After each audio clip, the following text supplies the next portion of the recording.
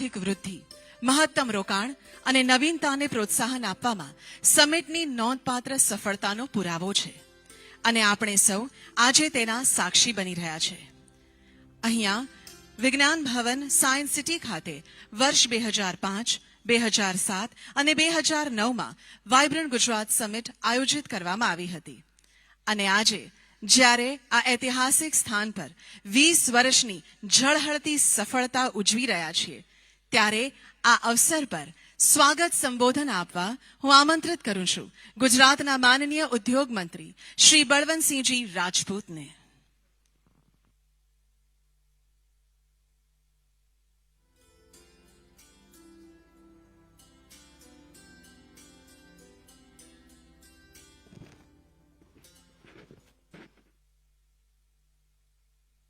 આજના વાયબ્રન્ટ ગુજરાતના 20 વર્ષની ઉજવણી કાર્યક્રમમાં આપની વચ્ચે ઉપસ્થિત વાયબ્રન્ટ ગુજરાતના રચેતા, સફળ ચંદ્રયાન અભિયાન દ્વારા ચંદ્ર ઉપર ભારતનો ડંકો વગાડનાર, G20ના સફળ આયોજનથી ભારતનું નામ રોશન કરનાર, ભારતીય લોકશાહીમાં મહિલાઓની ભાગીદારી આપનાર બિલ પસાર કરનાર, આપના સૌના હૃદય સમ્રાટ, ભારતના લોકલાડીલા વિકાસ પુરુષ એવા આપણા જ પ્રધાનમંત્રી નરેન્દ્રભાઈ મોદી સાહેબ, પ્રકૃતિ ખેતીના માર્ગદર્શક આપના રાજ્યના મહામહિમ રાજ્યપાલ શ્રી આચાર્ય દેવવ્રતજી, ગુજરાતના રાજ્યના મક્કમ, પ્રેમાળ અને ગતિશીલ મુખ્યમંત્રી ભૂપેન્દ્રભાઈ પટેલ સાહેબ,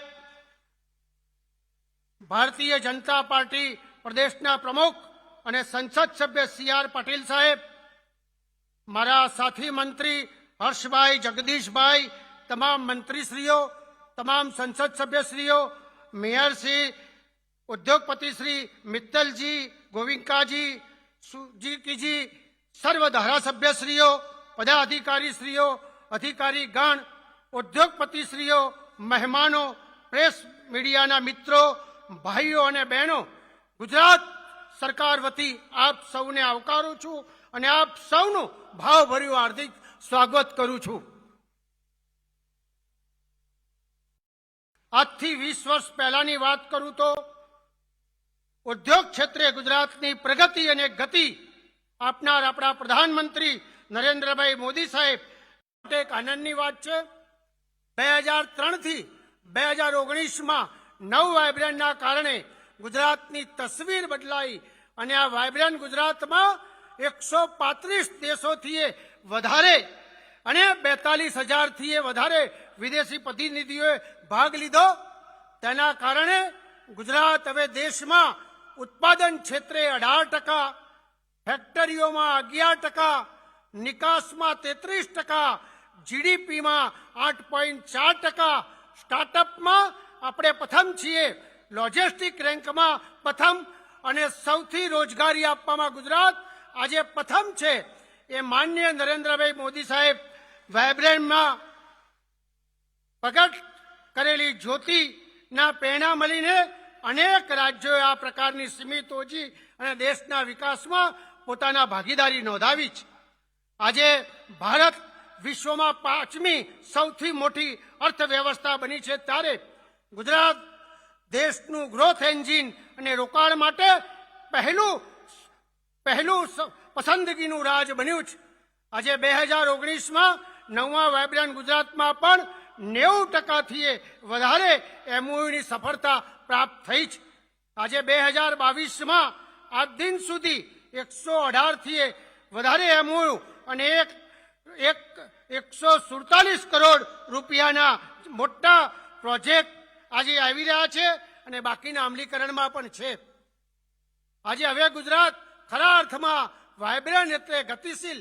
એનું ઉદાહરણ આપવું તો માનનીય વડાપ્રધાન શ્રી વિદેશ પ્રવાસ દરમિયાન સેમિકન્ડક્ટર બનાવતી માઇક્રોકોમ કંપની એ ભારતમાં મૂડીરોકાણની ઈચ્છા બતાવી માત્ર 6 દિવસની અંદર ગુજરાતમાં જમીનની ફાળવણી થઈ અને 90 દિવસની અંદર ભૂમિપૂજન થયું. આ છે ગુજરાતનું વિઝન વિકાસ અને વિકાસની ગતિ. મિત્રો, આપણા પ્રધાનમંત્રી નરેન્દ્રભાઈ મોદી સાહેબનું સપનું એ 2027 સુધીમાં ભારતનું અર્થતંત્ર $5 ટ્રિલિયન બને, તેમાં ગુજરાતનો મહત્વ ફાળો રહે એવા અમારા મુખ્યમંત્રી ભૂપેન્દ્રભાઈ પટેલ સાહેબની સરકારના પ્રયત્નો રહ્યા છે. એટલા માટે અત્રે ઉપસ્થિત તમામ રોકાણકારો, ઉદ્યોગકારોને હું આહવાન કરું છું કે તમારા રોકાણ, ઉદ્યોગો અને વેપાર એ કેન્દ્ર ગુજરાતને બનાવો. અહીં તમારા સપનાઓને વધુ ગતિશીલ બનાવવામાં, આવકારવામાં અને સહયોગ પ્રાપ્ત થશે તેની ગેરંટી આપણા વડાપ્રધાન નરેન્દ્રભાઈ મોદી સાહેબે જ્યારે લીધી છે, ત્યારે વાયબ્રન્ટ 2024ની સાથે મળીને આત્મનિર્ભર ગુજરાત, આત્મનિર્ભર ભારત તરફ આગળ વધીને એવી અપીલ સાથે આપણા પ્રધાનમંત્રી નરેન્દ્રભાઈ મોદી સાહેબ અહીં ઉપસ્થિત આપ સૌનું હાર્દિક સ્વાગત કરું છું અને મારી વાણીને વિરામ આપું છું. આભાર. ભારત માતા કી જય. જય જય ગરવી ગુજરાત. માનનીય મંત્રી શ્રી, આપના ઉષ્માपूर्ण स्वागत शब्दों માટે આપનો खूब खूब आभार. 20 वर्षों में वाइब्रेंट गुजरात एक ऐसे मंच के रूप में विकसित हुआ है जो न केवल निवेश को बढ़ावा देता है बल्कि उद्यमिता, नवविचार और निरंतर विकास को भी प्रोत्साहित करता है. यह समिट देश और दुनिया के लिए रोल मॉडल बना है. आइए इसी उपलक्ष्य में इन 20 वर्षों की सफलता को दर्शाती एक एनामॉर्फिक फिल्म देखते हैं.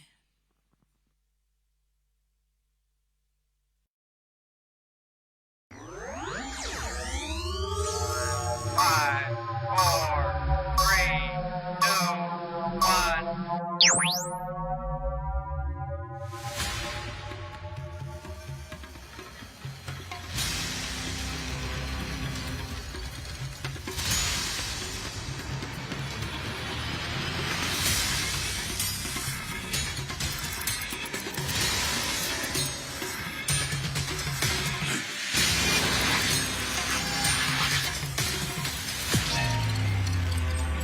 Look around.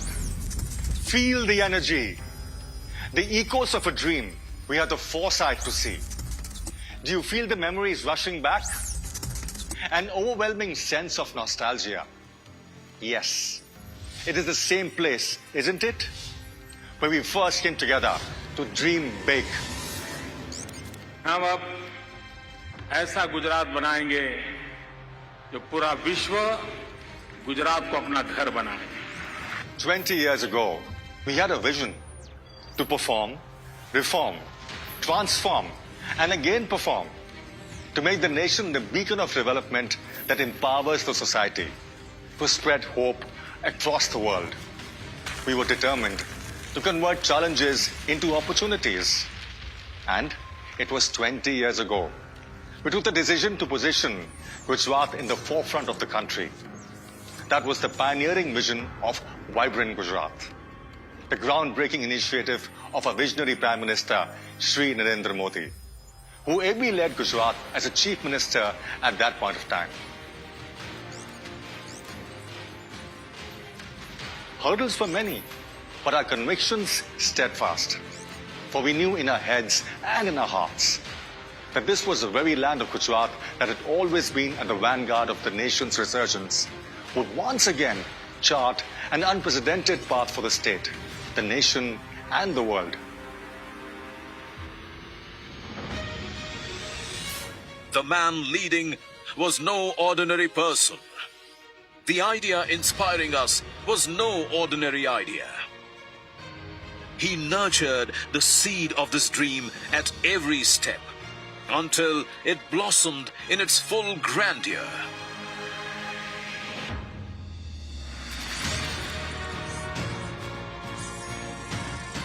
He didn't rest until Gujarat became nation's auto hub.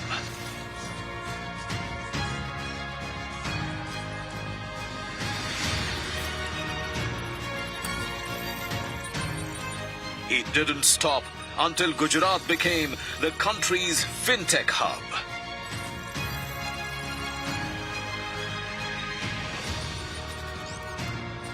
He didn't rest until this state set new benchmarks and redefined development. he changed the way investors were welcomed.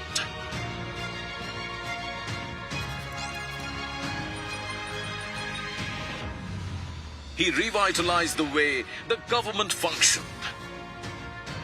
He continued to inspire excellence even after achieving all these. His relentless pursuit ensured Gujarat became the growth engine of Bharat. With prudent vision, he transformed the summit from a mere investors' assembly into a truly global forum, fostering business networking, intellectual exchange, and strategic alliances for equitable and enduring prosperity.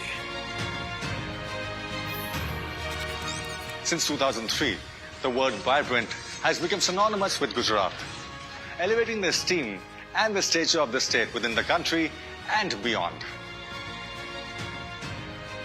Since 2003, the word vibrant has become analogous to excellence, perfection, and global benchmarking.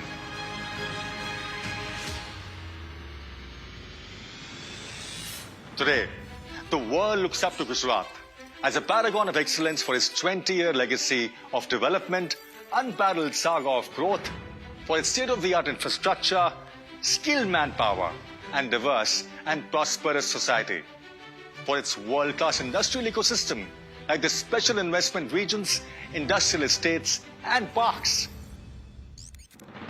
for its forward-looking vision of having Bharat's first greenfield international financial services center, the GIFT City, for conceptualizing Bharat's first smart city at Dholera SIR, a crucible of innovation and home to many cutting-edge and environment-friendly industries, for building the nation's first petroleum, chemicals, and petrochemicals investment region, for developing the Dream City, the world's largest single complex diamond boss.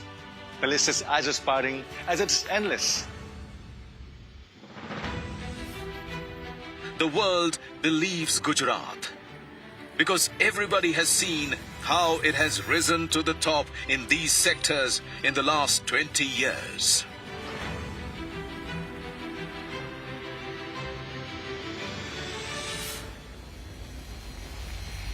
Look around.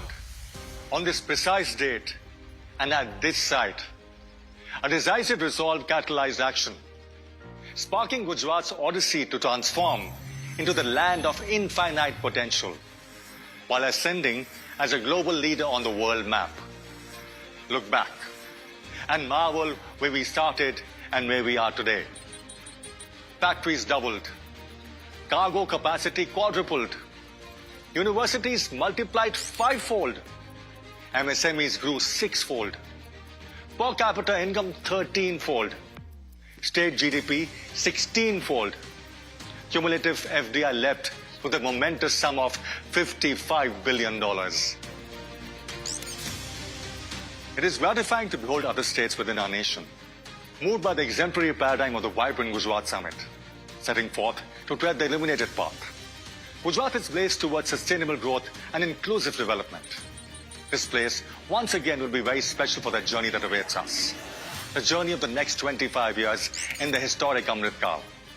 Today, Gujarat stands committed and devoted to fulfill Prime Minister Narendra Modi's dream of Viksit Bharat at 2047, under the able leadership of its Honorable Chief Minister, Shri Bhupendra Bhai Patel. Gujarat is ready. Gujarat is well on its way to becoming future ready, to lead Bharat on mission Viksit Bharat 2047, when Bharat will be a nation 100 years young. Gujarat will still be a leader, a pioneer, and a dreamer. We continue to march forward with unbridled enthusiasm and unflagging zeal.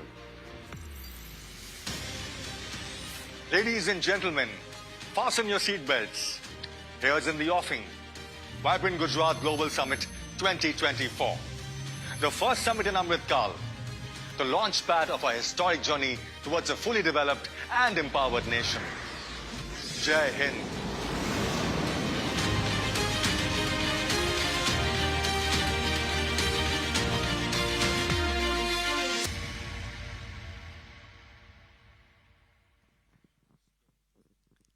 Here's vibrant Gujarat, a symbol of progress and opportunity, and 2 decades of prosperity, and yet many more to come.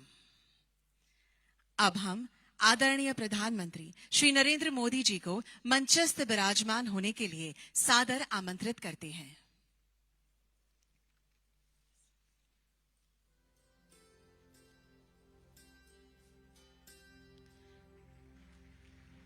We also like to welcome on stage Honorable Governor of Gujarat, Shri Acharya Devvrat ji, Honorable Chief Minister of Gujarat, Shri Bhupendra Bhai Patel ji, Honorable Industries Minister of Gujarat, Shri Balwant Singh ji Rajput, Honorable Member of Parliament and State President, BJP, Shri C.R. Patil, Honorable Minister of State, Shri Harsh Bhai Sanghvi, Honorable Minister of State, Shri Jagdish Bhai Vishwakarma, Shri Lakshmi N. Mittal, Executive Chairman, ArcelorMittal, Shri Takashi Suzuki, Chief Director General, JETRO, South Asia, Shri B.K. Goenka, Chairman, Wellspun, Srimati Pratibhaben Jain, Honorable Mayor, Ahmedabad, and Honorable Chief Secretary of Gujarat, Shri Rajkumar. In the audience, we extend a warm welcome to Honorable Cabinet Ministers, Honorable Ministers of State, Honorable Diplomats, Honorable MPs and MLAs, esteemed industrialists, and officers of Government of Gujarat. Thank you.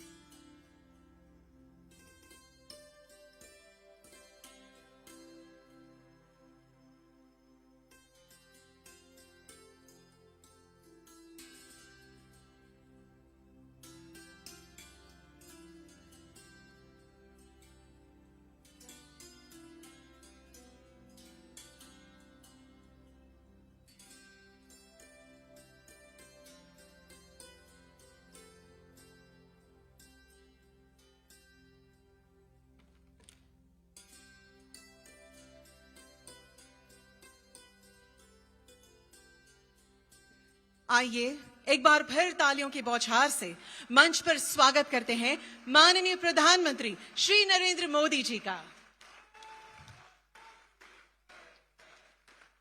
मंच से स्वागत करते हैं गुजरात के महामहिम राज्यपाल श्री आचार्य देवव्रत जी का और गुजरात के माननीय मुख्यमंत्री श्री भूपेंद्र भाई पटेल का.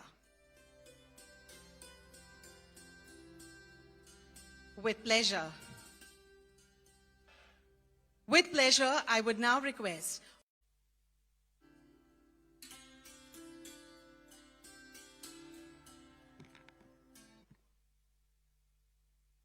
नमस्कार. आदरणीय प्रधानमंत्री जी, आदरणीय गवर्नर साहब, आदरणीय मुख्यमंत्री जी, other dignitaries on dais and friends. I'm really grateful to be part of this august gathering and given a chance to share my thoughts. Friends, as someone rightly said, that most defining quality of a true leader is to inspire. When someone is inspiring, the impossible becomes possible the impossible become achievable. Friends, when we look back 20 years back, at the time when Vibrant Gujarat was conceived, nobody thought that it will convert to such a large-scale event where not only the state, but the states will become the partner. Not just our country, but the various countries will become the partner, and which will make this as a truly global event today in last 20 years. Prime Minister Modi ji, then Chief Minister of Gujarat, had a vision which was different from the others. For him, investment promotions was an institution which became a mission.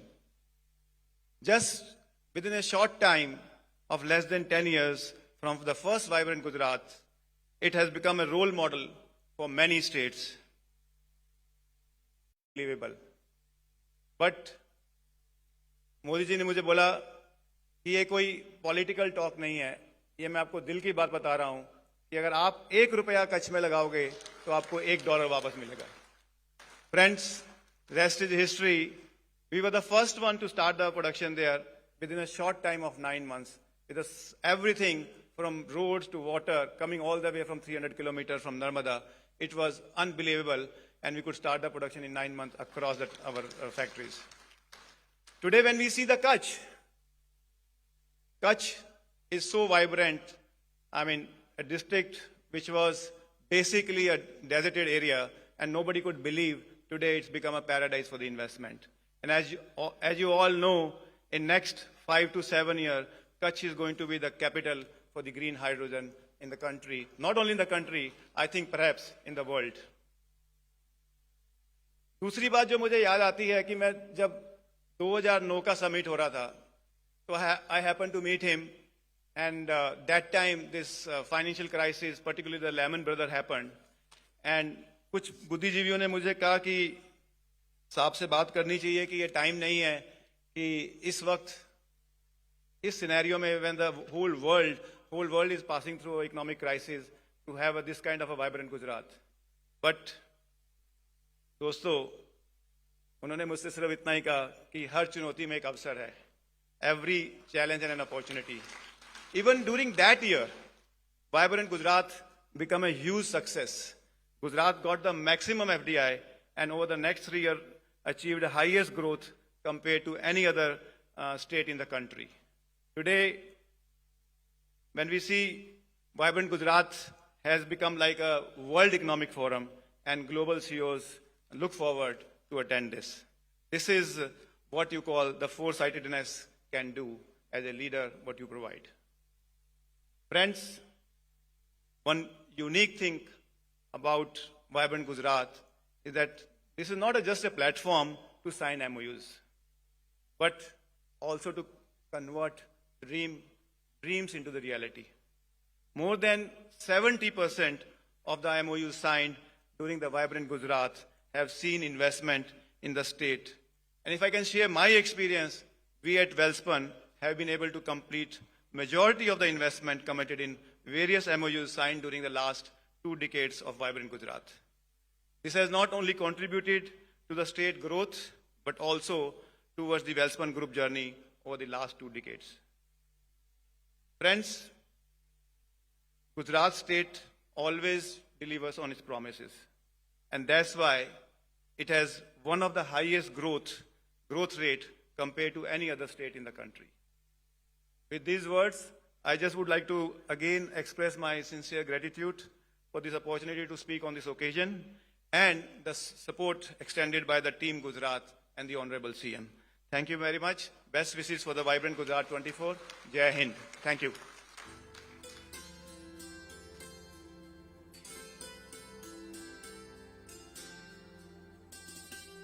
Thank you very much, sir. We would now like to invite Mr. Takashi Suzuki, Chief Director General, JETRO, South Asia.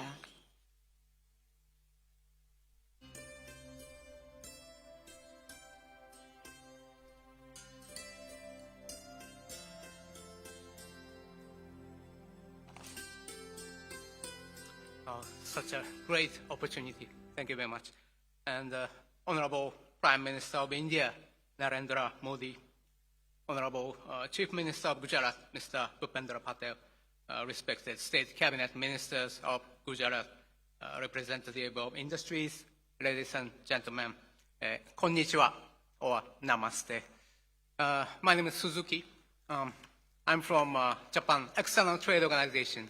Japan is a government organization which is promoting any business happening between India and Japan. First of all, big congratulations to 20 years anniversary of Vibrant Gujarat. I would like to extend my sincere appreciation to Gujarat state government for sparing this time to us, JETRO, to share our journey of associating with Vibrant Gujarat. This warm gesture signifies depths of cooperation between India, Gujarat, and Japan, JETRO, and also your clear recognition that Japan is the #1 contributor to Make in India initiative. Thank you. And it gives me immense pleasure to share with all of you that JETRO has been the first partner organization to Vibrant Gujarat since 2009. Gujarat has deepened business and cultural linkages with Japan under the guidance of Shri Narendra Modi ji. On his insistence and recommendation, we opened project office in Ahmedabad in 2013. This project office was to facilitate investment of Japanese companies to Mandau ZIDC. And this Mandau ZIDC is one of the dedicated industrial park only for Japanese companies. As Japan is the only country that has such dedicated country-focused industrial townships in India, we all know this is our privilege. To take advantage of our privilege further, we have upgraded our project office in Ahmedabad into a full-fledged JETRO regional office in July 2018. At the same time, we opened a business support center that provides rental office spaces to new investors from Japan to set up their business in Gujarat. And as the current result, we already have almost 360 Japanese companies, offices, and factories in Gujarat. And in Mandau ZIDC, 9 Japanese companies are under operation for their manufacturing. And ladies and gentlemen, I'm really happy to tell you that we are now after COVID, and the biggest ever momentum between us is coming. We have 5 offices in India, and every office is very busy receiving the guests and business teams from Japan, and we discuss every day about their future business in India. So JETRO now promotes Japanese business opportunities in Gujarat into more diversified sectors like semiconductor, green hydrogen, renewable energy, electronics, and pharmaceutical sectors. We also started to work with the startup ecosystem in Gujarat to be connected to Japanese industries. Even before next Vibrant Gujarat, we plan to invite one Japanese business delegation focusing on the semiconductor electronics, which will happen 8 to 9 November. Of course, we will again organize Japanese business delegation for next Vibrant Gujarat. We would like to show every new opportunity and happening in Gujarat to attract them. And I wholeheartedly thank Honorable Prime Minister Shri Narendra Modi ji for his important guidance and vision to make India best place for investment. I also thank Honorable Chief Minister of Gujarat for extending support to us always. The state administration is always available with necessary support to us. And lastly, as the most trusted partner organization, JETRO expresses again our commitment to work together with Gujarat, explore the new opportunity and relation between India and Japan. ありがとうございます。Thank you very much.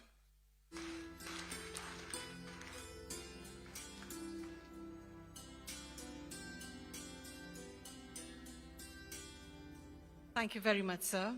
We would now like to invite Mr. Lakshmi Mittal, Executive Chairman, ArcelorMittal.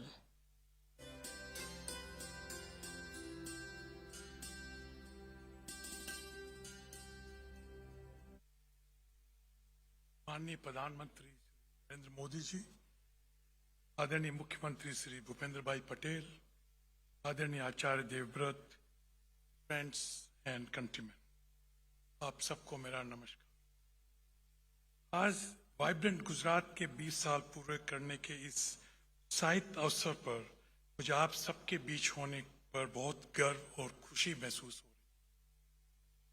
Honourable prime minister जी, आज से ठीक 20 साल पहले साल 2003 में जब आप मुख्यमंत्री थे, आपने वाइब्रेंट गुजरात इन्वेस्टर समिट की शुरुआत की थी और आज देश के लगभग हर राज्य में ग्लोबल इन्वेस्टर मीट होने लगे हैं। इसका परिणाम है कि इंटरनेशनल इन्वेस्टर कम्युनिटी के लिए आज भारत एक मैग्नेट की तरह है,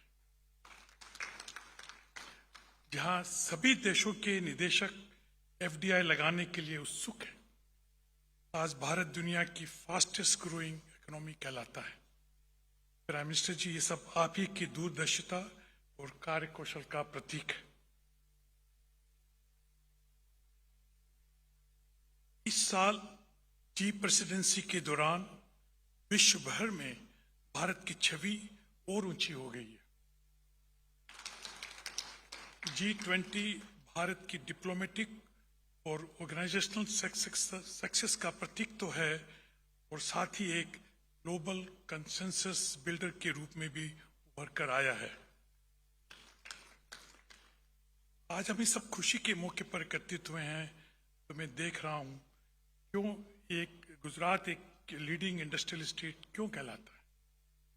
यहाँ petrochemicals, automobiles, pharma, port, textiles आदि ट्रेडिशनल इंडस्ट्रीज और आधुनिक इंडस्ट्री 4.0 टेक्नोलॉजी उपयोग करने वाले उद्योग जैसे electric vehicle, green hydrogen, renewable energy, semiconductor आदि एक साथ देखने को मिलते हैं। गुजरात प्रभावशाली ढंग से ग्लोबल कॉम्पिटिटिवनेस दर्शाता है एवं इंडस्ट्रीज को reliable infrastructure, stable policy environment और प्रोफेशनल एडमिनिस्ट्रेशन उपलब्ध कराता है। श्री भूपेंद्र भाई पटेल जी के कुशल नेतृत्व में गुजरात सरकार ने सभी स्तरों पर निवेश प्रस्तावों को स्ट्रीमलाइन करने के लिए विभिन्न उपाय पेश किए हैं, ताकि सभी निवेशकों को जल्द से जल्द मंजूरी मिल सके और पॉलिसी अनसर्टेनिटी को खत्म करके आगे बढ़ा जाए। 27 जनवरी 2022 को ArcelorMittal निप्पन स्टील इंडिया ने गुजरात सरकार के साथ 1 लाख करोड़ रुपए से अधिक के निवेश के लिए MOU साइन किया था और मुझे कहने में बेहद खुशी हो रही है कि उन MOU के तहत हमारे हजीरा स्टील प्लांट का एक्सपेंशन प्रोजेक्ट, जिसका भूमि पूजन माननीय श्री प्रधानमंत्री और मुख्यमंत्री जी ने किया, आज वो तेजी से प्रगति कर रहा है। करीब 20,000 से अधिक लोग प्रोजेक्ट कंस्ट्रक्शन में प्रतिबद्धता से जुड़े हुए हैं और हमें पूरा विश्वास है कि केंद्र और गुजरात सरकार के सहयोग से हम इस प्लांट को 2026 में कमीशन करने में सफल होंगे। इसके साथ साथ renewable energy projects with storage facilities और पोर्ट्स में भी निवेश किए जा रहे हैं। हमारी प्रोडक्शन कैपेसिटी को पहले चरण में 2 गुना और फिर 3 गुना करने का लक्ष्य बनाया है। इसके तहत टेक्नोलॉजिकली एडवांस प्रोडक्ट्स बनाएंगे और भारत को इंपोर्ट सब्स्टिट्यूशन और आत्मनिर्भरता की ओर लेके जाएंगे। हम सस्टेनेबिलिटी की तरफ भी पूरी तरह कमिटेड हैं। जितना मैं फिजिकल स्ट्रक्चर में निवेश करने में विश्वास रखता हूं, उतना ही मैं टैलेंटेड वर्कफोर्स के स्किल डेवलपमेंट में अहमियत देता हूं। ऐसे समय में जब भारत दुनिया को अपनी तरफ आकर्षित कर रहा है, एक टैलेंटेड वर्कफोर्स जो स्मार्ट मैन्युफैक्चरिंग और इंडस्ट्री 4.0 टेक्नोलॉजीज में सक्षम हो, उसे हमें विकसित करना है। मैं दुनिया के अलग अलग देशों में जाता हूं और यहाँ बात सुनने को मिलती है, ये भारत का मोमेंट है। जो हमें अमृत काल की तरफ ले जा रहा है। प्रधानमंत्री जी और मुख्यमंत्री जी, हम इस आयोजन में मुझे आमंत्रित करने के लिए एक बार फिर धन्यवाद। मैं आपकी हर सफलता के लिए कामना करता हूं। नमस्कार, जय हिंद।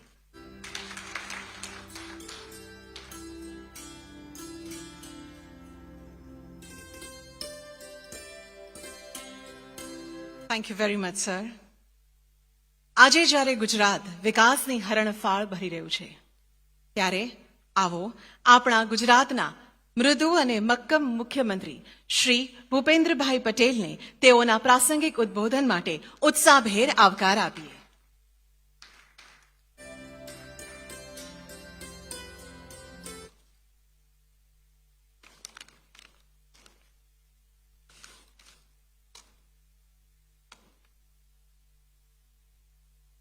राज्य सरकार द्वारा आयोजित वाइब्रન્ટ गुजरात ग्लोबल समिट 20 વર્ષની સફળતાપૂર્વક ઉજવણી પ્રસંગે આપણી સૌની સાથે મંચ ઉપર ઉપસ્થિત વૈશ્વિક નેતા અને વાઇબ્રન્ટ ગુજરાત સમિટના પ્રેરણા સ્ત્રોત આદરણીય વડાપ્રધાન શ્રીમાન નરેન્દ્રભાઈ મોદી સાહેબ, રાજ્યના સન્માન્ય રાજ્યપાલ મહોદય શ્રી આચાર્ય દેવવ્રતજી, પ્રદેશના અધ્યક્ષ અને નવસારીના લોકપ્રિય સાંસદ શ્રી સી.આર. પાટીલજી, મારા સાથી મંત્રી શ્રી બળવંતસિંહ રાજપૂત, જગદીશભાઈ વિશ્વકર્મા, શ્રી હર્ષદભાઈ સંઘવી, મેયર શ્રીમતી પ્રતિભાબેન જૈન, વેલ્સપાન ગ્રુપના chairman Shri B K. Goenkaji, Arcelor Mittal ગ્રુપના executive chairman Shri L N. Mittalji, સુઝુકીના director general Shri Takashi Suzuki, मुख्य सचिव श्री राजकुमार जी, मंत्रिमंडलना मारा साथी सांसद सभ्यों, धारासभ्यों, संगठन पदाधिकारी, आमंत्रित उद्योग जगतना गणमान्य महानुभावों, उपस्थित अधिकारीगण, प्रेस मीडियाना मित्रों, सौने मारा नमस्कार। विश्व नेता અને દેશના યશસ્વી વડાપ્રધાન શ્રી નરેન્દ્રભાઈ મોદીને સૌ પ્રથમ હું સમગ્ર ગુજરાતની જનતા જનાર્દન વતી G20 પ્રેસિડેન્સીની ઐતિહાસિક સફળતા બદલ અભિનંદન પાઠવું છું. વિશ્વના નેતાઓ જ્યારે વડાપ્રધાનશ્રીને ઉમળકાભેર મળે છે ત્યારે તે જોઈને સૌ ગુજરાતીય ગૌરવની લાગણી અનુભવે છે. આજે વડાપ્રધાનશ્રીના નેતૃત્વમાં નવા ભારત સાથે વિશ્વના દેશો સહભાગિતા માટે તત્પર છે. તેના કારણે આજે ભારતમાં નવી ટેકનોલોજી, નવા ઉદ્યોગ અને નવા રોજગારના અવસરો આવી રહ્યા છે. વડાપ્રધાન શ્રી નરેન્દ્રભાઈ મોદીએ ગુજરાતમાં નવા ઉદ્યોગ આવે, નવી ટેકનોલોજી આવે, નવા રોજગારના અવસરો આવે તેના વિઝન સાથે 2 દાયકા પહેલા વાઇબ્રન્ટ સમિટનો એક નવતર વિચાર આપેલો. ગુજરાતની સક્ષમતા અને ગુજરાતમાં રહેલી ઓપોર્ચ્યુનિટી વિશ્વ સમક્ષ તેમણે આ સમિટ દ્વારા મૂકી. દેશ અને દુનિયાના બિઝનેસ લીડર્સ, થોટ લીડર્સ અને કોમ્યુનિટી લીડર્સ એક પ્લેટફોર્મ પર ભેગા થાય અને ગુજરાતના વિકાસને એક નવી દિશા અને નવી ગતિ મળી. વડાપ્રધાન શ્રી નરેન્દ્રભાઈ મોદી 28 સપ્ટેમ્બર 2003ના રોજ વાવેલું વાઇબ્રન્ટ સમિટનું બીજ આજે 20 વર્ષે એક વટવૃક્ષ તરીકે ઉભરી આવ્યું છે. ગુજરાતને ઉદ્યોગ, મૂડીરોકાણ અને રોજગાર સર્જન ક્ષેત્રે ગ્લોબલ મેપ પર ચમકાવવાનું શ્રી નરેન્દ્રભાઈએ સેવેલું સપનું આજે 100% સફળતાપૂર્વક સાકાર થયું છે. આપણે તેને સમિટ ઓફ સક્સેસ તરીકે ઉજવી રહ્યા છીએ. 2 દાયકા પહેલા 2003માં ટાગોર હોલમાં માત્ર 300 જેટલા ઇન્ટરનેશનલ પાર્ટિસિપન્ટ સાથે શરૂ થયેલી વાઇબ્રન્ટ સમિટને ઉત્તરોત્તર પ્રગતિ સાથે અહર્નિશ આગળ વધારી રહ્યા છે, સ્થાપિત કર્યા છે. આદરણીય વડાપ્રધાનશ્રીની પોર્ટ લેડ ડેવલપમેન્ટ પોલિસીના કારણે ગુજરાત દેશનું અગ્રણી એક્સપોર્ટ સ્ટેટ બન્યું છે. આજે ગ્લોબલ ફોર્ચ્યુન 500 કંપનીઓમાંથી અનેક કંપનીઓ ગુજરાતમાં પોતાના કારોબાર શરૂ કર્યા છે. આ બધું વાઇબ્રન્ટ સમિટની સફળતાને કારણે જ શક્ય બન્યું છે. 2 દશક પહેલા વાઇબ્રન્ટ મહોત્સવના પ્રારંભે આદરણીય વડાપ્રધાનશ્રીએ ગુજરાતને એક મંત્ર આપ્યો હતો, Gujarat can and Gujaratis will. Gujarat અને ગુજરાતીઓની ક્ષમતામાં વડાપ્રધાનશ્રીએ મૂકેલા આ તૂટ વિશ્વાસ હતો. આ વિશ્વાસને આજે આપણે સૌના સાથ, સૌના વિકાસના મંત્રથી ચરિતાર્થ કર્યો છે. ગુજરાત વડાપ્રધાનશ્રીના માર્ગદર્શનમાં દેશનું ગ્રોથ એન્જિન બન્યું છે. એફડીઆઈ મેળવવામાં દેશમાં નંબર 1 અને છેલ્લા 4 વર્ષથી ગુજરાત દેશના ઔદ્યોગિક ઉત્પાદન ક્ષેત્રે પણ અગ્રેસર છે. આજે ગુજરાતમાં ભારતનું સૌથી પહેલું international financial service centre gift city, સૌથી મોટું greenfield special investment region Dholera, વિશ્વનું સૌથી મોટું single office complex dream city જેવા વિશ્વ સ્તરીય મેગા પ્રોજેક્ટ કાર્યરત છે. વડાપ્રધાનશ્રીએ આપેલા ગ્રીન ક્લીન ઉર્જા ઉત્પાદનમાં યોગદાન આપવાના ધ્યેય સાથે કચ્છમાં વિશ્વનો સૌથી મોટો 30,000 મેગાવોટનો વિન્ડ સોલાર હાઇબ્રિડ પાર્ક તૈયાર થઈ રહ્યો છે. આદરણીય વડાપ્રધાનશ્રીના નેતૃત્વમાં ભારત વિશ્વનું 5મી સૌથી મોટું અર્થતંત્ર બન્યું છે અને હવે તેમનું લક્ષ્ય 2027 સુધીમાં ભારતને $5 ટ્રિલિયન આર્થિક તંત્ર બનાવવાનું છે. આ લક્ષ્ય સિદ્ધિમાં ગુજરાત પ્રોએક્ટિવ પોલિસીઝ અને પ્રો પીપલ ગવર્નન્સની નેમ સાથે યોગદાન આપવા કટિબદ્ધ છે. વડાપ્રધાનશ્રીના પ્રયાસોથી દેશની પહેલી સેમિકન્ડક્ટર ફેસિલિટી માઇક્રોન દ્વારા ગુજરાતમાં સાણંદ ખાતે શરૂ થવાની છે. તેના પ્લાન્ટનું ખાતમુહૂર્ત તાજેતરમાં જ થયું છે. ગુજરાતે સેમિકન્ડક્ટર્સ અને ડિસ્પ્લે ફેબના ઉત્પાદન માટે ભારતમાં મોસ્ટ ફેવર્ડ ડેસ્ટિનેશન બનવાનું લક્ષ્ય રાખ્યું છે. Green hydrogen, artificial intelligence, 5G, advance materials, cloud computing અને ઈ કોમર્સ જેવા ભારતના ઉભરતા ક્ષેત્રોમાં પણ ગુજરાત ધ્યાન કેન્દ્રિત કરી રહ્યું છે. વડાપ્રધાનશ્રીના માર્ગદર્શન હેઠળ ગુજરાત આવનાર વર્ષોમાં ગ્રીન હાઇડ્રોજન હબ બનીને વિશ્વના ક્લાઇમેટ ચેન્જના પડકારો સામે અને ગ્લોબલ સસ્ટેનેબિલિટીમાં પોતાનું યોગદાન આપવા માટે તૈયાર છે. ગુજરાત પોતાની આવી ક્ષમતા ઉજાગર કરીને દુનિયાના દેશો માટે ગેટવે ટુ ધ ફ્યુચર બનાવવા સજ્જ છે.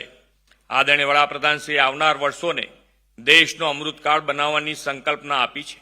આ અમૃતકાળમાં ગેટવે ટુ ધી ફ્યુચરની થીમ સાથે જોડાઈ રહેલી વાયબ્રન્ટ ગુજરાત સમિટ 2024ની 10મી કડી આપ સૌની સક્રિય ભાગીદારીથી વિકસિત ભારતના નિર્માણ માટેનું દિશાદર્શક પ્લેટફોર્મ બનશે તેવા વિશ્વાસ સાથે વિરમું છું. ભારત માતા કી જય. વંદે માતરમ. જય જય ગરવી ગુજરાત.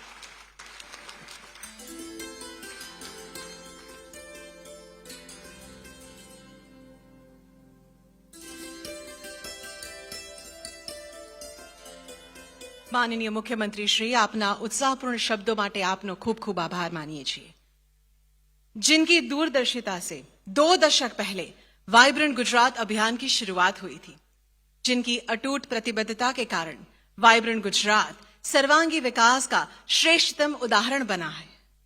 ऐसे हमारे माननीय सम्माननीय प्रधानमंत्री श्री नरेंद्र मोदी जी को आइए उनके प्रेरणादायी संबोधन के लिए तालियों के साथ विनम्र निवेदन करते हैं.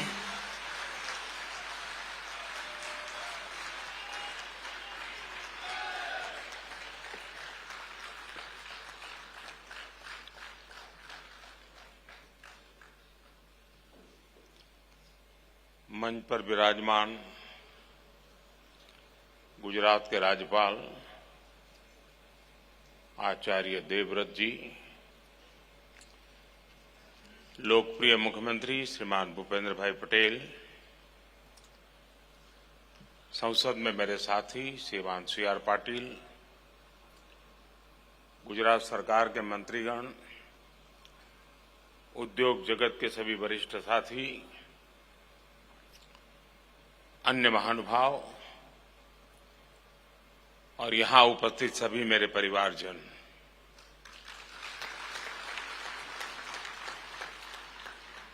बीस साल पहले हमने एक छोटा सा बीज बोया था. आज वो इतना विशाल और बृहद वाइब्रेंट वटवृक्ष बन गया है.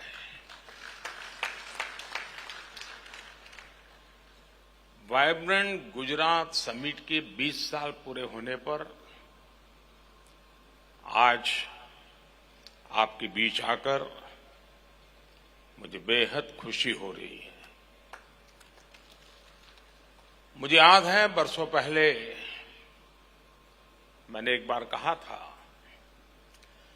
वाइब्रेंट गुजरात ये सिर्फ ब्रांडिंग का आयोजन भर नहीं है, बल्कि इससे बढ़कर बॉन्डिंग का आयोजन है। दुनिया के लिए ये सफल समिट एक ब्रांड हो सकती है, लेकिन मेरे लिए ये एक मजबूत बॉन्ड का प्रतीक है। ये वो बॉन्ड है जो मेरे और गुजरात के 7 करोड़ नागरिकों से उनके सामर्थ्य से जुड़ा हुआ है। ये वो बॉन्ड है जो मेरे लिए उनके असीम स्नेह पर आधारित है। साथियों, आज मुझे स्वामी विवेकानंद जी की भी एक बात याद आ रही है। स्वामी विवेकानंद जी ने कहा था कि हर काम को 3 चरणों से गुजरना पड़ता है। पहले लोग उसका उपहास उड़ाते हैं, फिर उसका विरोध करते हैं और फिर उसे स्वीकार कर लेते हैं। और खासकर तब जब वो आइडिया उस समय से आगे का हो। 20 वर्ष एक लंबा कालखंड होता है। आज की जनरेशन के युवा साथियों को पता भी नहीं होगा कि 2001 में आए भीषण भूकंप के बाद गुजरात की स्थिति क्या थी। भूकंप से भी पहले गुजरात लंबे समय तक अकाल की भयंकर स्थिति से जूझ रहा था। इसके बाद जो भूकंप आया उसमें हजारों लोगों की मौत हो गई, लाखों लोग इससे प्रभावित हुए, उन्हें अपना घर छोड़ना पड़ा। अकाल और भूकंप के अलावा उसी समय गुजरात में एक और बड़ी घटना हुई। Madhavpura mercantile cooperative bank collapse हो गया। इसकी वजह से 133 और कोऑपरेटिव बैंक में ये तूफान छा गया। पूरे गुजरात के आर्थिक जीवन में हाहाकार मचा हुआ था। एक तरह से गुजरात का फाइनेंशियल सेक्टर संकट में आ गया था। उस समय मैं पहली बार विधायक बना था। मेरे लिए ये भूमिका भी नई थी। शासन चलाने का कोई अनुभव नहीं था, लेकिन चुनौती बहुत बड़ी थी। इस बीच एक और घटना घट गई। गोधरा की हृदय विदारक घटना हुई और उसके बाद की परिस्थितियों में गुजरात हिंसा की आग में जल उठा। ऐसे विकट हाल की शायद किसी ने कल्पना की होगी।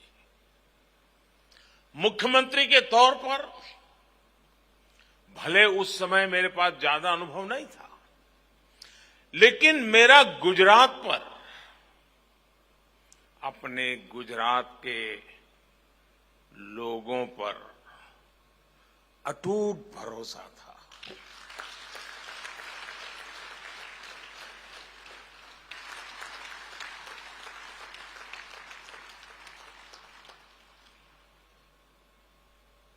हम गुजरात के पुनर्निर्माण ही नहीं, बल्कि उसकी आगे की भी सोच रहे थे। और इसका एक प्रमुख माध्यम हमने बनाया वाइब्रेंट गुजरात समिट को। एक गुजरात का आत्मविश्वास बढ़ाने और उसके जरिए विश्व से आंख से आंख मिलाकर बात करने का ये माध्यम बन गया। ये गुजरात सरकार की निर्णय प्रक्रिया और फोकस अप्रोच को पूरी दुनिया को दिखाने का एक माध्यम बना। ये गुजरात सहित भारत की औद्योगिक क्षमता को विश्व के समक्ष उजागर करने का माध्यम बना। ये भारत में मौजूद अलग अलग सेक्टर्स की असीमित संभावनाओं को दिखाने का माध्यम बना। ये भारत के टैलेंट को देश के भीतर उपयोग करने का माध्यम बना। ये भारत की दिव्यता, भव्यता और सांस्कृतिक विरासत को विश्व को दिखाने का एक और माध्यम बन गया। हमने कितनी बारीकी से काम किया उसका उदाहरण वाइब्रेंट गुजरात की टाइमिंग भी है। हमने वाइब्रेंट गुजरात जब किया जब गुजरात में नवरात्रि और गरबे की धूम रहती है। हमने इसे गुजरात के औद्योगिक विकास का पर्व बना दिया। साथियों, आज मैं आप सभी को एक और बात याद दिलाना चाहता हूं। 20 साल हो रहे हैं। हर तरह की खट्टी मीठी बातें याद आना बहुत स्वाभाविक है। आज दुनिया वाइब्रेंट गुजरात की सफलता देख रही है। लेकिन वाइब्रेंट गुजरात का आयोजन ऐसे माहौल में किया गया जब तब की केंद्र सरकार भी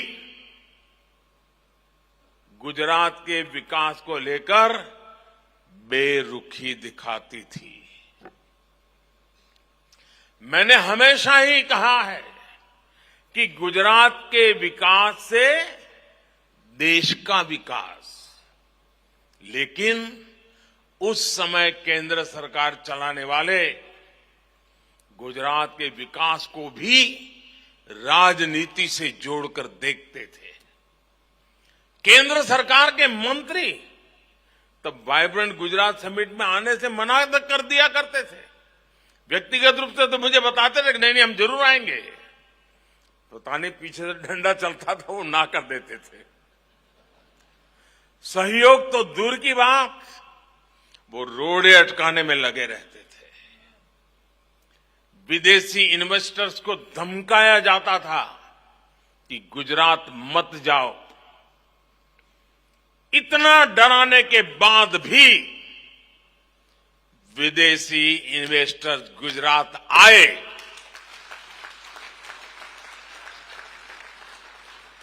जबकि यहां गुजरात में उन्हें कोई स्पेशल इंसेंटिव नहीं दिया जाता था।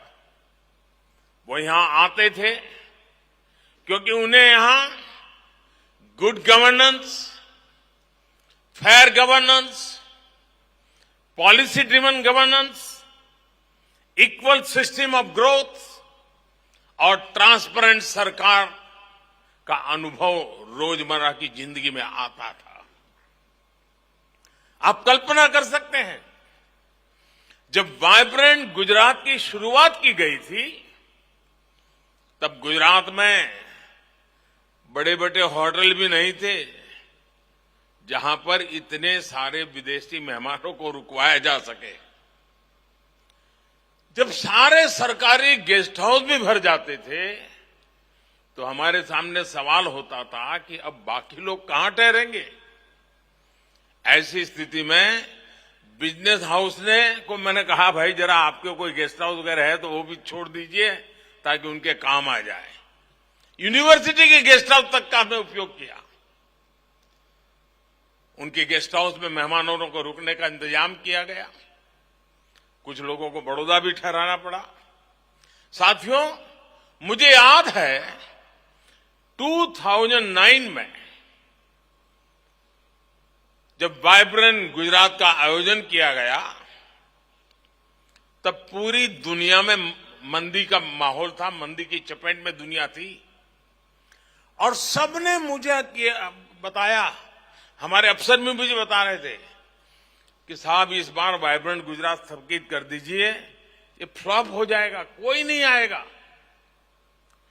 लेकिन मैंने उस समय भी कहा, जी नहीं, ये रुकेगा नहीं, ये होगा। अगर विफल हुआ तो आलोचना होगी और क्या होगा, लेकिन आदत छूटनी नहीं चाहिए।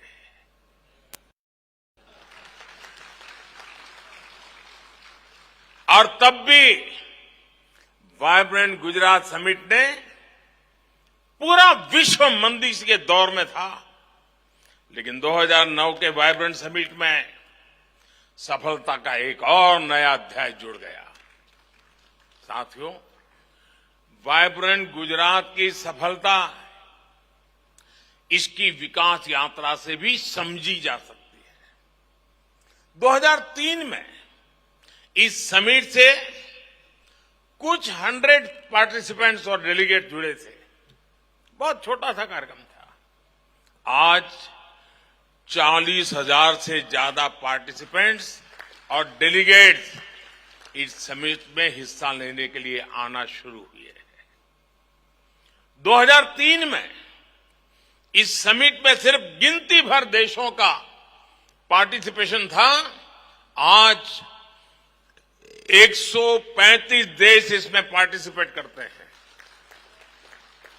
2003 में इस समिट की शुरुआत में 30 के आसपास एग्जीबिटर्स आए थे। अब 2000 से अधिक एग्जीबिटर्स इस समिट में आते हैं। साथियों, वाइब्रेंट गुजरात की सफलता के पीछे कई स्पेसिफिक रीजन्स हैं। इसकी सफलता में आइडिया, इमेजिनेशन और इम्प्लीमेंटेशन जैसे कोर एलिमेंट शामिल है। अगर मैं आइडिया की बात करूं तो वाइब्रेंट गुजरात एक ऐसा यूनिक कंसेप्ट था जिसके बारे में भारत में कम ही लोगों ने सुना था, लेकिन समय के साथ मिली सफलता से लोगों को इसका महत्व समझ आया। कुछ समय बाद दूसरे राज्यों ने भी अपनी तरह के बिजनेस एंड इन्वेस्टर समिट का आयोजन शुरू कर दिया। एक और अहम फैक्टर है इमेजिनेशन। हमने अलग तरीके से सोचने का साहस दिखाया। हम उन दिनों प्रदेश के स्तर पर ही कुछ बहुत बड़ा सोच रहे थे, कुछ ऐसा जो देश के स्तर पर भी न हो पाया हो। हमने एक देश को अपना पार्टनर कंट्री बनाने का साहस दिखाया और डेवलप कंट्री को एक छोटा राज्य दुनिया के एक डेवलप कंट्री को पार्टनर कंट्री बना दे, ये सोच भी आज थोड़ा लगता है। उस समय जरा कल्पना कीजिए क्या हुआ होगा, लेकिन कर लिया। देश के किसी अकेले राज्य के लिए एक बहुत बड़ी बात थी। साथियों, आइडिया और इमेजिनेशन कितने भी अच्छे हो, लेकिन इनके लिए पूरे सिस्टम को मोबिलाइज करना और रिजल्ट डिलीवर करना बहुत महत्वपूर्ण है। एक ऐसा काम है जिसके लिए बड़ी प्लानिंग, कैपेसिटी बिल्डिंग में निवेश, हर डिटेल पर नजर और अथक परिश्रम की जरूरत होती है ताकि इस स्केल का आयोजन हो सके। मैंने पहले भी कहा है, सेम ऑफिसर्स, सेम रिसोर्सेज और सेम रेगुलेशंस के साथ हमने कुछ ऐसा किया जिसके बारे में कभी किसी ने सोचा नहीं था। साथियों, वाइब्रेंट गुजरात समिट की एक और पहचान नोट करने वाली है। आज vibrant Gujarat one time event से एक इंस्टीट्यूशन बन गया है जिसका सिस्टम और प्रोसेस सरकार के भीतर और सरकार के बाहर साल भर स्वतः चलता रहता है। चीफ मिनिस्टर्स बदले, करीब करीब पुराने लीडिंग ऑफिसर तो सारे के सारे रिटायर्ड हो गए। जो 2001 में पहली बार गुजरात आए होंगे ऐसे अफसर आज गुजरात संभाल रहे हैं, सीनियर हो गए हैं। समय बदला, लेकिन एक चीज नहीं बदली। हर बार वाइब्रेंट गुजरात सफलता की नई ऊंचाई तक पहुंचता रहा। ऐसा इसलिए हुआ क्योंकि हमने प्रोसेस को संस्थागत बना दिया। इस सफलता की जो कंसिस्टेंसी है, उसके लिए यही ताकत इसका आधार है। और इसके लिए इंफ्रास्ट्रक्चर पर भी वैसे ही बल दिया।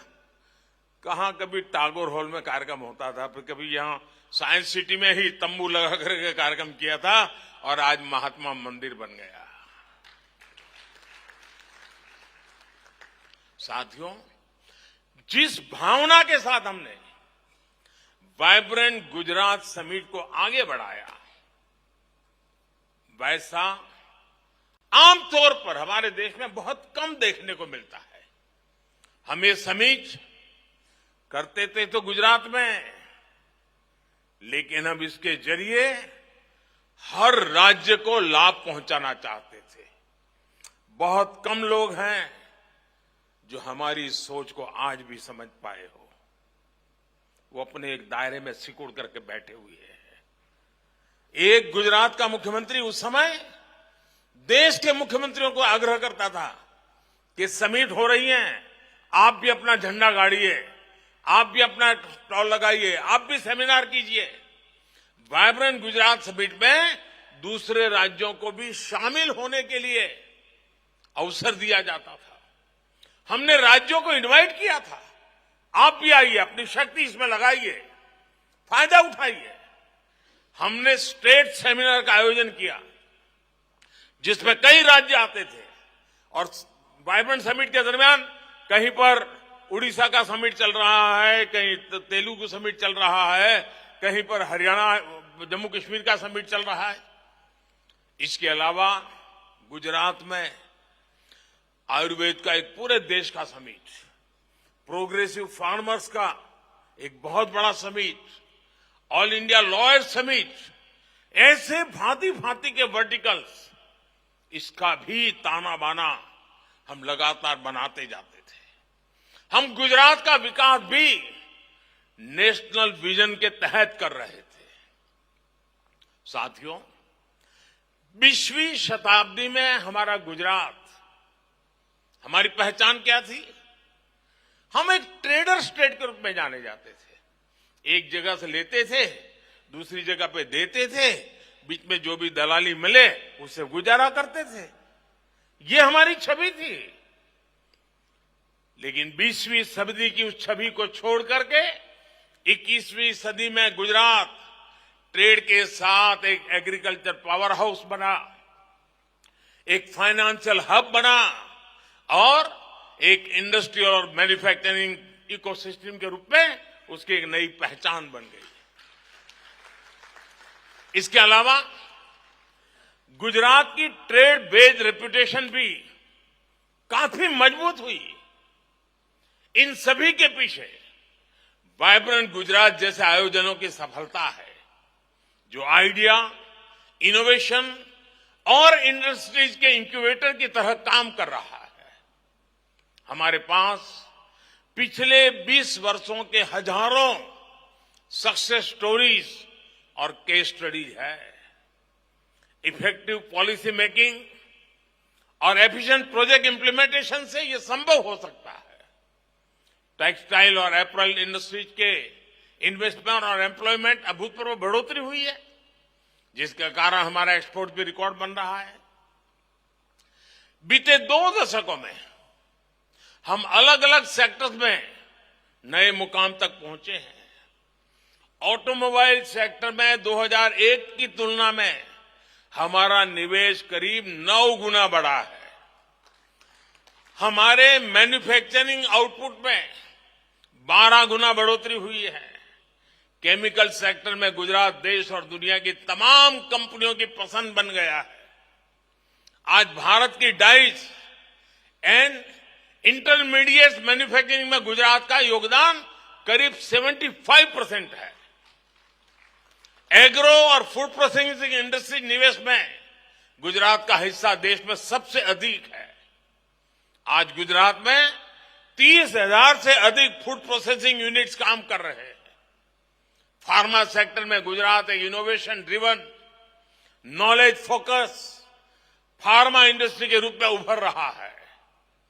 मेडिकल डिवाइसेज मैन्युफैक्चरिंग में 50% से ज्यादा और कार्डियक स्टेंट्स मैन्युफैक्चरिंग में करीब 80% हिस्सा गुजरात का ही है। जेम एंड ज्वेलरी इंडस्ट्री में तो गुजरात की सफलता अद्भुत है। पूरी दुनिया के प्रोसेस डायमंड्स का 70% से ज्यादा हिस्सा गुजरात का है। भारत के डायमंड एक्सपोर्ट्स में गुजरात का योगदान 80% है।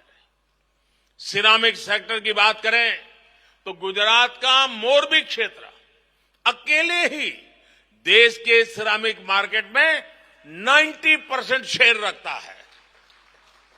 यहीं पर सिरामिक टाइल्स, सैनिटरी वेयर और अलग अलग सिरामिक प्रोडक्ट्स की करीब 10,000 मैन्युफैक्चरिंग यूनिट्स हैं। गुजरात भारत में टॉप एक्सपोर्टर भी है। पिछले साल राज्य ने करीब $2 बिलियन का एक्सपोर्ट किया था। आने वाले समय में डिफेंस मैन्युफैक्चरिंग बहुत बड़ा सेक्टर होगा।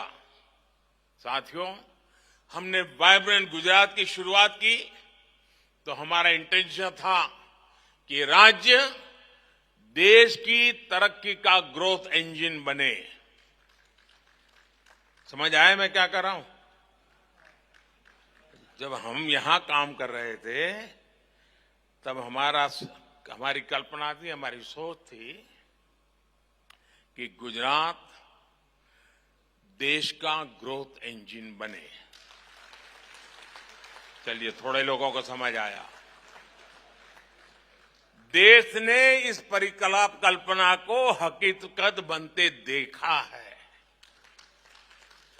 2014 में जब हमें देश की सेवा करने का अवसर दिया तो हमारा लक्ष्य भी विस्तार हुआ और हमारा लक्ष्य था कि भारत दुनिया का ग्रोथ इंजन बने।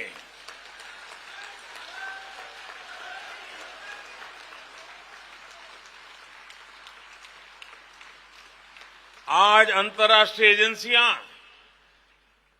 एक्सपर्ट्स इसी सूर में बात कर रहे हैं। आज भारत दुनिया की सबसे तेजी से बढ़ रही अर्थव्यवस्था है।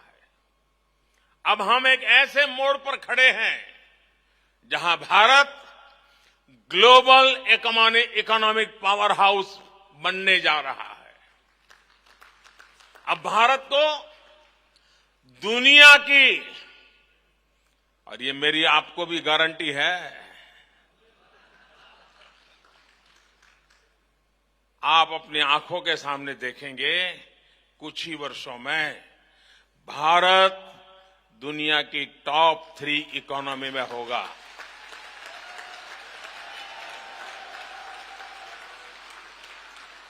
ये मोदी की गारंटी है। इसलिए मैं यहां मौजूद मेहमानों से, भारत के उद्योग जगत से एक अपील भी करना चाहता हूं। आप सभी ऐसे सेक्टर्स के बारे में सोचें जहां पर भारत अपनी नई संभावना बना सकता हो या अपनी स्थिति को और बेहतर कर सकता हो। हमें यह भी सोचना होगा कि वाइब्रेंट गुजरात कैसे इस मिशन को मोमेंटम दे सकता है। जैसे भारत आज दुनिया में सस्टेनेबिलिटी के लिए उस विषय में आज विश्व का नेतृत्व कर रहा है, लीड कर रहा है। हमारे स्टार्टअप इकोसिस्टम को कैसे इस समिट से ज्यादा लाभ मिले, हमें ये भी सोचना होगा। आज एग्रीटेक एक उभरता हुआ क्षेत्र है। फूड प्रोसेसिंग सेक्टर को तेजी से विस्तार हो रहा है।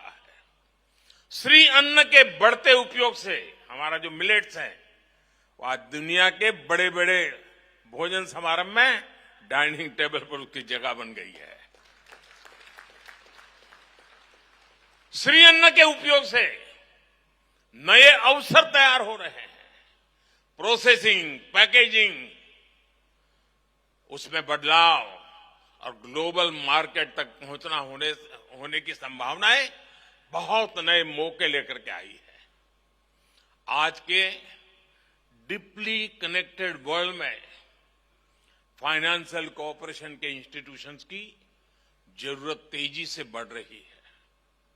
गुजरात के पास पहले से ही गिफ्ट सिटी है, जिसकी प्रासंगिकता हर दिन बढ़ रही है। गिफ्ट सिटी में हमारे whole of the government approach का प्रतिबिंब दिखता है। यहां केंद्र, राज्य और आईएफएससी अथॉरिटी मिलकर काम करते हैं ताकि दुनिया का बेस्ट रेगुलेटरी एनवायरनमेंट तैयार हो। हमें इसे globally competitive financial market place बनाने का प्रयास तेज करना चाहिए। इसके लिए हम अपने लार्ज डोमेस्टिक डिमांड का फायदा उठा सकते हैं। वाइब्रेंट गुजरात के सामने ये लक्ष्य है कि वो कैसे गिफ्ट सिटी को और सशक्त करे ताकि इसकी ग्लोबल प्रेजेंस बढ़े। साथियों, वाइब्रेंट गुजरात की सफलता की चर्चा के बीच मैं ये भी कहूंगा कि रुकने का समय नहीं है। पिछले 20 वर्षों से अगले 20 वर्ष ज्यादा महत्वपूर्ण है। जब वाइब्रेंट गुजरात के 40 साल पूरे होंगे, वो भारत अपने स्वतंत्रता के शताब्दी वर्ष के निकट पहुंचा होगा। यही समय है जब भारत को एक ऐसा रोड मैप बनाना होगा जो उसे 2047 तक एक विकसित और आत्मनिर्भर राष्ट्र के रूप में हम उसको दुनिया के सामने प्रस्थापित करें। मुझे विश्वास है आप सभी भी इसी दिशा में जरूर सोचेंगे, जरूर कदम उठाएंगे, जरूर आगे आएंगे।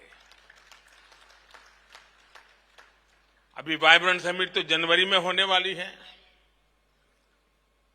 राज्य सरकार और यहां के उद्योग जगत के साथी पूरी ताकत से लगे ही भी होंगे। लेकिन मेरे लिए खुशी की बात है कि आज जब आपने मुझे बुलाया तो मैं भी 20 साल छोटा हो गया और पुरानी उस यादों में खो गया। उस भयंकर दिवसों से गुजरात को कैसे निकाला है और आज कहां पहुंचा है।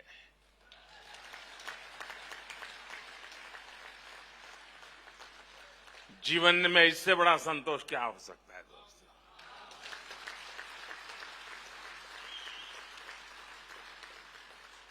मैं फिर एक बार इस 20 साल को याद करने के लिए गुजरात सरकार को बहुत बहुत बधाई देता हूं। मुझे आपके बीच आकर के पुराने दिनों को स्मरण करने का अवसर दिया, मैं बहुत बहुत आभारी हूं। बहुत बहुत धन्यवाद।